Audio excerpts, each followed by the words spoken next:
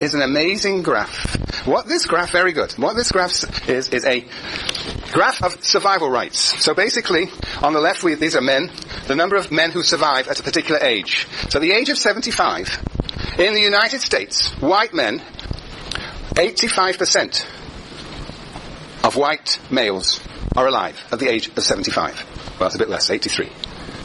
In China, at the age of 75, 73% of men are alive.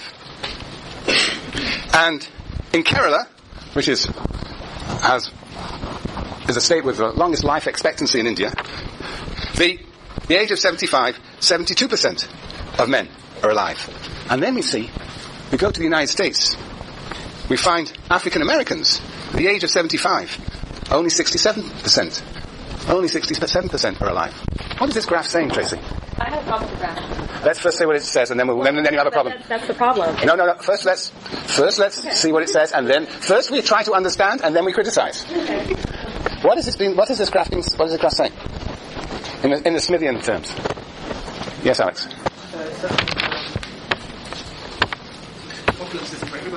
Opulence is this universal opulence. You know, the frugal peasant, in this sense, the poorest people with a society with advanced division of labor are actually, in a sense, poorer off than the richest people in less developed societies. This is a contradiction of this picture. Right? African American men are actually, in terms of life expectancy, they are worse off than the average male in China and in Kerala, so-called countries of the global south. So this is in a sense, a refutation of this claim. Because everybody, the poorest people in the United States, because their division of labor is more advanced there supposedly, the poorest people in the United States should be better off than everybody in China and India. Right? Okay. Are we on the same page here? We follow this. This seems to be a contradiction of Smith. Now, Tracy. I have a problem because the U.S. is the only one that divides by race. The other ones only have the country. Right. So if they don't divide by race in those other countries, only the U.S. does that. So it should skew the numbers. So. You're not, but. Yeah, no, nothing to do with me. That is just. I mean, what is it? Is it Chinese males? Is it the other races that are in China? Not just Chinese. Okay, we have whites in the U.S., right. Males, and blacks here. All right, now let's put blacks down here. Now, you're right. So it could be, what you're saying is, you're trying to tell me that, in fact, it could be consistent with Smith if we have, very good. So if we have, this is the U.S., and just so we say, let's call this China. And so we have let's call it, India. I know. Let's just talk about India. India. Okay. Well, it's not, we could call about upper class in India, and lower class, or caste, let's call it lower class. Do you think that's consistent with those figures? That possibility? I think that, it could be. But what I'm saying is that U.S. is the only one that is being divided by race. Yes. So you're comparing, you are not. Right. They're comparing apples with oranges. They're having some of the areas that's just by the geographic south, and the other part is by race. Chelsea? Yeah. Well, that's the question. Chelsea? I mean, it is comparing apples and oranges, but it's supposed to, because in order to test, quote unquote, the point that Smith is making, you want to compare the richest of one country, and Kerala, for that example, being like the longest lifespan, to the poorest, obviously being black males in America, and that number should still be higher, and it's not. Right. Blacks in this country should still. That you can use statistics to prove anything. Well, that's just a total stereotype metaphor. Yeah, no. The question is a serious one here. No. Tracy, the question is this: can we actually? So, if we were to go and look for figures for Kerala or for China and divide the rich and the poor, would in fact blacks in the United States actually appear better off than the richest in Kerala? Absolutely not. No, they wouldn't. Under no circumstances would they. So, I think that even if you did this. If you were to divide Kerala or China, in principle we should, because this is what the picture is here, the point is that African Americans would not appear richer than the richest people in China, which is what Smith is trying to claim. You know that? I'm sure if somebody did something similar back in this time, or like Anglo-Style, and it takes account of what the situation really is for that frugal peasant, Right. Yes, no, of course, he's making a claim here, right? And it might be the case, and in fact the African king is much better off than the frugal peasant. Yes, but I just think whether it's true. I mean, what I'm really trying to stress here, look, it's very simple, that actually there are some incredibly poor people in countries with advanced division of labor. Incredibly, we know that. As sociologists, we know that. You were taught this in Sociology 1.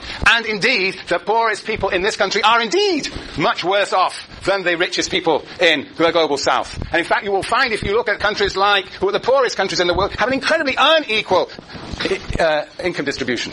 So I think this Smithian idea that somehow the division of labour is just going to promote universal opulence is a questionable idea, and these figures do underline that point. Okay, very good. All right, we have to move on. Question, I heard. Question? Yes, Hannah. So the people peasants that talk about, are they only white race, or is it like... Smith, when he talks over here. Yeah, about the division of labour, he's including white. Well, he's talking about the 18th century. He's talking about, Europe. So he hasn't got a real good sense of race at all here. I mean, he's got a much more sense of, sort of rudimentary sense of class rather than race. This is the 18th century. Anyway, look, I'm only sort of problematizing what Smith is saying. That in fact, this claim of universal opulence coming with a division of labour is a questionable one. And of course, who's going to question it profoundly? Thank you. Then we'll move on. Right. Consequences for society. We got universal opulence, Smith claims, and we can see what the argument is. More is that if in fact, the division of labour develops, everybody's going to be better off. That's the claim here. And he's going to try, and he makes the claim very strongly in this passage here on page 16. The consequences for society are not only universal opulence, the consequent division of labour, but also interdependence. Interdependence is on page 16 and 18. If people specialise, they become interdependent upon one another. And the fourth point I want to make, well, it's really the third point, I guess, is that there is cooperation. Division of labour will require cooperation among individuals, for example, in that pin factory. Annie, you have a question? Yeah, does Smith offer a way to measure the level of the division of labour? Because in that case, I don't know if we can necessarily say that the U.S. has a greater level of division of labour. Absolutely. We don't have any real measures of all this. Absolutely. And now perhaps I'm making a false assumption that the division of labour in the United States is greater than the division of labour in India, for example. We don't actually have measures. Smith doesn't have measures, and he's just making a speculative remark here. But we can see how problematic that remark is. That's all I want to stress with these figures from Sen. I mean, it does question the veracity and the truth of this claim. It's an interesting claim. All right, very good. All right. So, those are the consequences for society. Universal opulence, interdependence, and cooperation. Now we're going to have Smith's theory of division of labour. And this is how it goes. There's going to be a picture that will go from here to here. So beware. We start with reason and speech.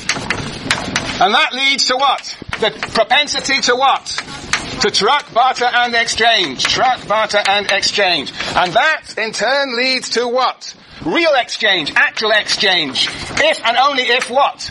There is, supply and demand. So we put demand down here. There has to be a demand and a supply of things to be exchanged in order for there to be exchange. The exchange itself encourages what? It leads to division of labour because people pursue their material self-interest, yes. Self-interest. Oh. Yeah. Something like that. This is a real interesting question where self-interest appears in this picture, right, Mike? Yeah. Why don't we, well, you can keep it in there, Brian. Well, alright, let's leave it there. Very interesting. Hey, what happens as a result of division of labour? What happens as a result of division of labour? There is increased productivity. Very good. Productivity. Okay. Division of labour. Exchange. Propensity. Now, what does this increased productivity do? It creates a surplus that becomes the object of, which becomes the supply, which is the basis of exchange. So we here have surplus. And this productivity also creates wealth. And that is here. But what else creates this demand? Population and transportation. Very good. Yes. That's it. That's Smith. Now there is this interesting question, where does self-interest appear here? Any thoughts? Self-interest is really what motors the whole thing. It is because people pursue their material self-interest that they want to actually engage in exchange, right? Because they want to be better off. They therefore, in order to get the venison that they really want, they have to exchange it for the bows and arrows. So the exchange itself may be propelled by self-interest. Self-interest probably appears here too. Self-interest may be already in here. Who knows? In that propensity. I don't know. What did you people decide? No consensus. I think that self-interest does show up earlier in the picture, but it's the overall background assumption of everything. It's what gets us from assumptions about human nature. It's actually specialization. Right. Yeah, it's everywhere. Mike? You could say that first forms of exchange were not based purely on self-interest, but you had gift economies and eventually capital exchange. Yeah, you could have exchange. I think Smith is trying to say that propensity to barter and exchange is somehow independent almost of self-interest. We just love to exchange gifts with one another, don't we, Jane? We do love it, right? Yeah. But there is this, but that probably by itself wouldn't motor a rapidly advancing division of labour. Yeah, because that's different from really trying to maximize. Gift exchange probably will be a very stable society. Whereas once you introduce self-interest, then people want to produce more and more and more. Yes, sir. Yes. Isn't it kind of like before exchange is a primal self-interest, and then it becomes when they realize that we get to do this all the time, it becomes a more rational self-interest. Right, it could be. Yeah, it could be. I mean, the gift exchange itself is a sort of primal. We have a sort. Yeah, maybe very primal. Yes, maybe. Anyway, all right. Unexplicated, unelaborated in Smith. Interesting question. But anyway, this is Smith's theory. It's on the board in front of you. So what's the conclusion here? You know, the book is called The Wealth of Nations. The Wealth of Nations. What the hell? What on earth? What on earth has this to do? What on earth has this to do? What on earth has this to do with the wealth of nations? Very interesting. What has this to do with the wealth of nations? Yes. All of that creates wealth. Yes, all of that creates wealth. But why the wealth of nations? What is the claim here ultimately? It's an interesting... Yes, indeed, it does all create wealth. I mean, this increased productivity increases wealth. It's a circular process, reinforcing cycle of producing more and more wealth. But what do you think wealth of nations, Laurie? Yes? Is it because that nations, trade and barter between each other? Yes, now we're going somewhere. Yes. So it's nations. So before, who is bartering, exchanging in the original story in Smith? Individuals. You know, Laurie, you're a hunter, you produce venison, and I produce both and arrows, and we exchange individuals. But now you said it's countries. So, yes, he's applying that idea of individuals to countries. So he's saying what? He's saying what? If countries specialize and exchange and engage in exchange, then the whole world will be better off. So he is promoting the idea of free exchange, open markets that will encourage countries to specialize in what they do best. Some countries, perhaps for environmental reasons, will specialize in the production of meats, and others will specialize in the production of bows and arrows, so to speak.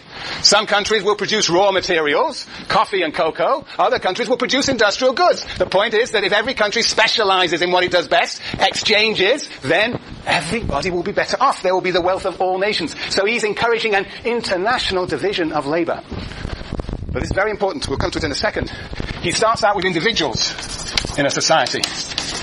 And he ends up with countries. And in between he's got what? What's the other unit he talks about? Individuals? Countries? That's a society. Is that what you said? Societies? That's the same thing. Countries, societies, individuals. What's here? Hands up. Yes. Industries. Not exactly the right word, but very warm. Katie. Cities. Does he talk about specialization of cities? Yeah, I suppose when he talks about transportation, right? Very good. I haven't thought of that one. Okay, it's cities. Yes, Jessica. Markets. Now, markets are all about exchange. What are the entities that specialize? There's one other entity. Yes. Corporation. But that is not the word that Adam Smith uses. Jane, factories. Yes. Trades. Yes, well, you could say that, but trades, it usually refers to individuals who specialize in a trade. I think we're here talking about factories. Remember the factories he talks about? Pin factories, yeah. So, I think that we have to be very careful of these different units.